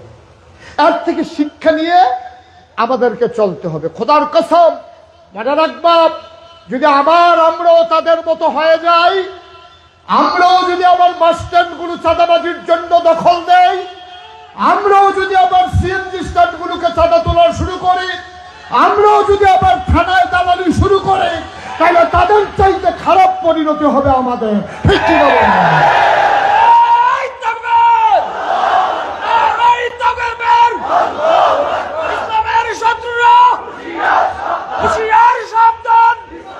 আরেকটা কথা বলি, আমি শেষের দিকে চলে যেতে চাই। মনে রাখবেন, আল্লাহর নবী যখন যুদ্ধের ময়দান থেকে ফেরত আসতেন, তিনি সাহাবাদেরকে বলতেন যুদ্ধের সাজ খোলা যাবে না, তোমাদের যে রণসাজ এটা খোলা যাবে না, প্রস্তুত থেকো। কারণ যখনই বিজয় আসে এর পেছনে আবার একটা আঘাত আসতে পারে। এই জন্য যদি তুমি ঘুমিয়ে যাও, আনন্দে থাকো, তাইলে কিন্তু তোমার আঘাতের মুখোমুখি হওয়া লাগবে। এটা নবীর শিক্ষা। সুতরাং 15 বছরের জগদ্দল পাথর বিদায় করে বাংলার মানুষ নতুন করে যে স্বাধীনতা পেয়েছে, মনে রাখা লাগবে যুদ্ধের সাজ খুলে নেওয়া যাবে না। যে কোনো সময় আঘাত প্রতিঘাত হয়ে ফিরে আসতে পারে, আমাদেরকে সজাগ থাকতে হবে ইনশাআল্লাহ। আমরা সজাগ থেকে অতন্ত্র প্রহরীর মতো, আমি আজকেও বলেছিলাম হারুন ভাইয়ের রুমে বসে, যে আমাদের হারুনুর রশিদ না, আমাদের হারুনুর রশিদ ভাইয়ের বাসায় বসে বসছিলাম, যে আগের চাইতে কাজ এখন যারা দেশপ্রেমী, যারা আল্লাহওয়ালা, আগের চাইতে তাদের কাজ কি কমছে না বাড়ছে? কমছে না বাড়ছে? বাড়ছে। ঘরে সম্পদ ছিল না, এইটা এক ভালো ছিল, সুর আসে নাই। হগিন্দি বেডির বড় জীবনে সুর যায় না। হে বেডি দরজা খুললে ঘুমায়, মানুষের দিকে কি গো থাকলে না, তুমি যে দরজা খুললে ঘুমাও, যদি সুর আইয়ে সুর কি লেগে থাকলে না। সুতরাং যার ঘরে সম্পদ নাই তার চুরির কোনো ভয় নাই, যার ঘরে সম্পদ আছে তার চুরির ভয় আছে। এখন আমাদের কাছে 2024 সালের 5ই আগস্টের পরে মহামূল্যবান স্বাধীনতা নামক একটা সম্পদ আছে। সুতরাং আমরা যারা এই সম্পদের মালিক, আমরা রাত জেগে জেগে অতন্ত্র প্রহরীর মতো পাহারা দিতে হবে, আবার এই সম্পদ যেন কেউ লুণ্ঠন করতে না পারে। ঠিক কিনা? পাহারা দিয়ে দিয়ে আমাদেরকে টিকিয়ে রাখতে হবে। আমি বলি, বাংলাদেশে সংখ্যালঘু সংখ্যাগরিষ্ঠ বলতে কোনো শব্দ নাই। এখানে যারা পাহাড়ি, এখানে যারা বৌদ্ধ, এখানে যারা হিন্দু, এখানে যারা নিগোষ্ঠী, আর যারা মুসলমান, সবাই মিলে আমাদের পরিচয় একটাই, আমরা বাংলাদেশি। ঠিক কিনা বলো? এর বাইরে আমাদের কোনো পরিচয় নাই। এই 56,000 বর্গ মাইলের প্রতিটি ইঞ্চি ইঞ্চি জায়গা আমাদের কাছে আমানত। সুতরাং কে হিন্দু, কে বৌদ্ধ, কে খ্রিস্টান, কে পাহাড়ি, কে বাঙালি, এই পার্থক্য করার সুযোগ নাই। কাঁধে কাঁধ মিলিয়ে সবাই মিলে আমার বাংলাকে কাগজে পত্রে নয়, প্রকৃত অর্থে আমরা সোনার বাংলা বানাতে চাই। ঠিক কিনা বলো? এই বাংলা তোমার বাংলা, এই বাংলাদেশ আমার বাংলাদেশ। সবাই মিলে আমাদের বাংলাদেশকে আমরা ভালো রাখবো। আর সবচেয়ে বড় কথা, মহান বিজয় করতে গিয়ে আমাদের অনেক পাপ জমা হয়ে গেছে। মনের অজান্তে আমরা অনেক গুনাহ করে ফেলেছি। আমার মন সাক্ষী দিয়েছে, 33 বছর আমি মুশতাক ফয়েজি ওয়াজ করি। 33 বছর হয়ে গেছে। মাহফিলে কদম দিলে মাহফিলের ওজন বুঝি। আজকে আপনাদের এই মাহফিলে কদম দিয়া আমার মন সাক্ষী দিয়েছে আপনাদের মাহফিল আল্লাহ কবুল করে নিয়েছে। সবাই মিলে আজকে একটু দোয়ার দরকার আছে নাকি নাই? তাওবা করার দরকার আছে নাকি নাই? সবাই আজ এই লোকটাকে বসাই দেন তো ভাই, এখন বসেন। এই যে মুরব্বী কইয়া ডাক দিও তো বিপদ।